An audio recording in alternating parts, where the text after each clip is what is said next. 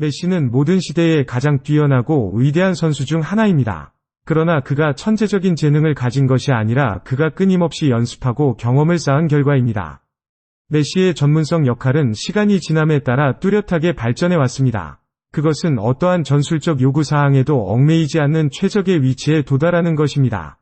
메시의 진화 과정을 더 잘 이해하기 위해 그가 어떻게 현대 축구의 왕좌에 올랐는지, 그의 다양한 역할과 전문성이 그의 위대함을 어떻게 형성했는지 함께 살펴보겠습니다.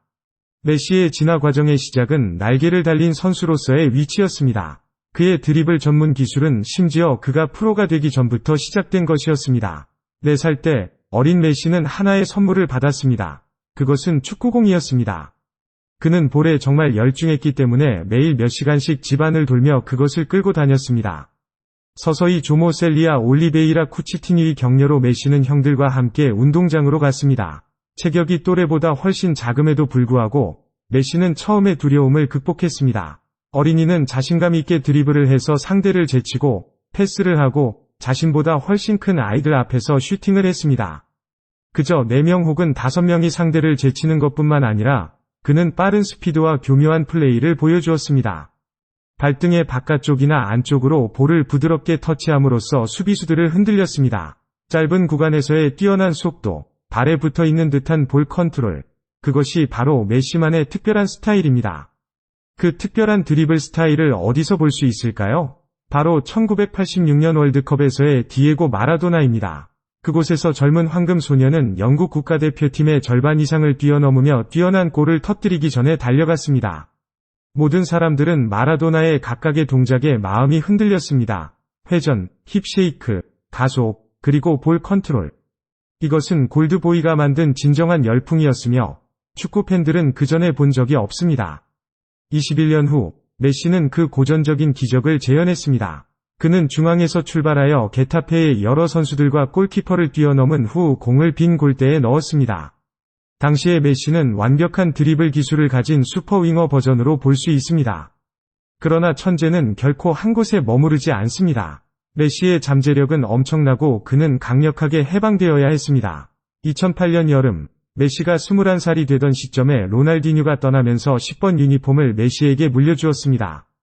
펩 과르디올라가 1군을 이끌고 메시는 완전히 새로운 역할인 가짜 9번으로 계획되었습니다. 가짜 9번으로 플레이하는 것은 축구에서 가장 어려운 역할입니다. 진정한 공격수를 희생하는 것은 대담한 결정이었습니다. 그리고 라인업에서 가짜 9번 포지션을 수행하는 사람이 세계 클래스의 천재가 아니라면 그 팀은 큰 문제에 직면하게 됩니다. 가짜 9번은 전반적인 기술을 가진 선수여야 합니다. 드리블, 패스, 속도, 상대 수비수를 끌어내는 능력, 근거리 슈팅, 원거리 슈팅, 전술적인 인식, 민첩성, 공간 감각, 모든 것이 뛰어나야 합니다. 메시가 완성할 필요가 없는 한 가지는 공중볼 플레이 능력과 체력입니다. 펩 과르디올라에게 메시를 양옆으로 보내 팀원들을 기다리게 하는 것은 재능을 낭비하는 것이었습니다. 그는 또한 메시를 10번으로 사용하는 것을 좋아하지 않았습니다. 왜냐하면 그렇게 된다면 메시는 1대1 디펜스로 인해 따라다닐 것이며 심지어는 2-3명이 상대팀 선수들에게 마킹받고 433 고전적 전술에서 멀어지게 될 것입니다. 따라서 펩 과르디올라는 시간을 되돌리고 스팔레티의 또 다른 전술적 모델을 복사했습니다. 스팔레티는 2007년에 토티를 가짜 9번으로 놓아두면서 매우 성공적이었습니다. 사람들은 볼 수 있습니다. 과거를 뒤집어 쓰는 것은 과르디올라의 사고방식과 플레이 스타일을 구현하는 데 익숙한 스타일입니다. 가짜 9번으로 서위 메시, 진정한 9번이 아니면 10번도 아니면 더욱이 8번도 아닙니다. 그러나 메시는 바르셀로나에서 가장 멀리 이동하는 공격수였습니다. 메시의 역할은 매우 복잡하고 팀의 효율성과 밀접한 관련이 있습니다. 그래서 이 모델을 복사할 수 있는 트레이너는 거의 없습니다. 왜냐하면 복사하더라도 성공할 수 없기 때문입니다. 왜냐하면 그들은 메시를 가지고 있지 않기 때문입니다. 메시는 꾸준히 후퇴하여 상대 수비수를 멀리하고 더 깊은 위치에서 볼을 받으며 회전할 수 있는 공간을 찾습니다. 바르셀로나의 플레이 스타일은 볼 소유에 중점을 둡니다. 그리고 위에 우수한 패스와 무볼 무브 능력을 가진 공격수가 있으면 그것이 핵심입니다. 메시는 드리블로 상대를 넘기거나 패스를 할 수 있으며 짧은 패스 또는 긴 패스를 선택할 수 있습니다. 그는 중앙 미드필더들과 매우 높은 빈도로 협력합니다. 메시가 깊게 물러나 중앙선까지 가는 것은 매우 흔한 모습입니다. 이것은 이론적으로는 좋지 않게 들릴 수 있지만 사실 바르셀로나는 이러한 플레이 스타일로 두 가지 공격 옵션을 가지고 있습니다. 그들이 센터 포워드 위치를 비워두면 상대팀의 센터백들이 더 앞으로 나옵니다. 그리고 상대팀이 전방 수비가 좋다고 생각할 때 바르셀로나는 반격을 시작합니다. 사실 가상의 9번 역할을 맡은 메시는 이 개념을 더욱 위대하게 만들었습니다. 이는 메시의 능력을 더욱 활용할 수 있는 위치이기도 합니다. 하지만 결국 가상의 9번은 메시가 수행할 수 있는 최고의 역할이 아닙니다. 점점 더 단련된 기술로 메시는 새로운 높이, 우수한 공격 선수만이 도달할 수 있는 높이로 나아갑니다. 그것을 정확하게 정의하기는 어렵습니다. 그것은 필드에서 자유롭게 움직일 수 있는 선수라는 이름의 높이입니다. 전설적인 플레이메이커인 샤비와 안드레스 이니에스타가 떠나면서 메시는 트레이너들에게 더 넓은 범위에서 뛰도록 허락받았고 중원과 전방 사이를 이동하며 혼자서 골을 넣을 수 있는 기회도 생겼습니다. 또한 눈에 띄는 어시스트를 할 수 있으며 심지어는 따라오는 사람들로부터 벗어나 볼을 회수할 수도 있습니다. 이 역할은 네이마르가 떠나고 그 후 캄프누에서 대혼란이 일어나면서 더욱 명확해졌습니다. 메시는 팀을 진정으로 지원하는 요소가 되었습니다. 그는 핫스팟, 주로 중원과 전선에서 등장합니다. 가끔 메시는 수비 임무에도 참여합니다. 축구에서 전술적인 부분을 강조하는 시대에 메시는 모든 것 위에 떠오릅니다. 감독들이 어떻게 그를 자유롭게 놓아서 플레이하게 하고 플레이 방식에서 영혼이 되게 할 수 있을까요? 아마도 메시만이 그 정의하기 어려운 임무를 잘 수행할 수 있습니다.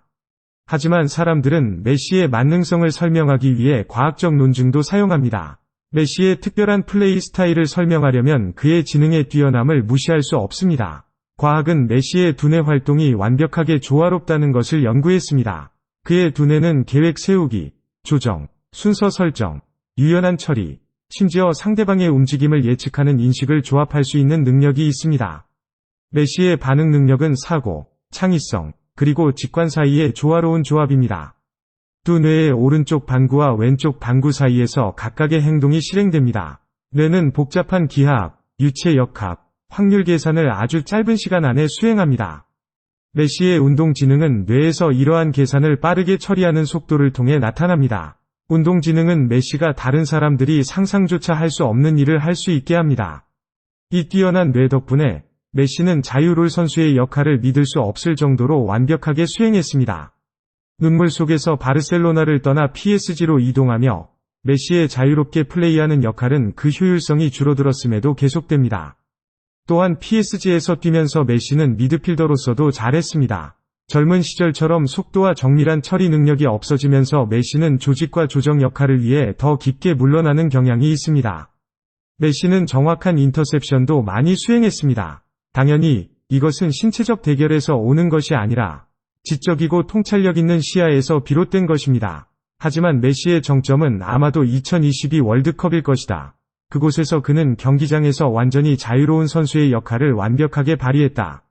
드리블, 어시스트, 그리고 결정적인 골을 넣음, 도하에서 메시가 전설적인 금색 트로피를 높이 들어올리는 순간은 그의 황금 같은 위치를 표시했다. 결국 어떤 역할에서든 메시는 절대적인 우수성을 보여주었고 그것이 절대적이라고 할 수 있을 만큼 가까웠다. 이 유일무이한 다재다능함은 다시 한번 메시의 위대함을 증명했다. 축구 역사상 가장 훌륭한 선수. 오늘의 비디오는 이로써 마무리하겠습니다. 의견을 남겨주시고 콘텐츠를 더 개선할 수 있도록 도와주세요. 좋아요를 누르고 구독하시고 알림벨을 클릭하여 채널의 콘텐츠를 놓치지 마세요. 다음번에 또 만나요.